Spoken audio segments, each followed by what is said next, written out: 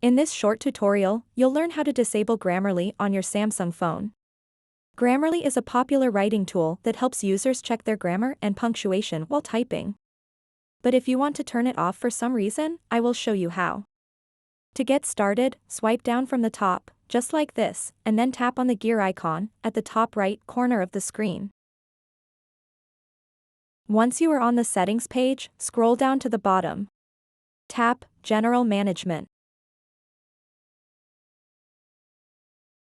After that, tap Samsung Keyboard Settings. And then scroll down to the bottom again. Tap where it says, select third-party content to use. To disable Grammarly on your Samsung phone, simply toggle off the switch next to the Grammarly option. If you want to completely remove Grammarly from your Samsung phone, just uninstall the Grammarly app. So that wraps up this tutorial. If you have any questions about this whole process, please let me know in the comments section below. And if this video helped you out, please give it a big thumbs up and subscribe to this channel for more tutorial videos like this one. Thank you so much for watching and have a good day.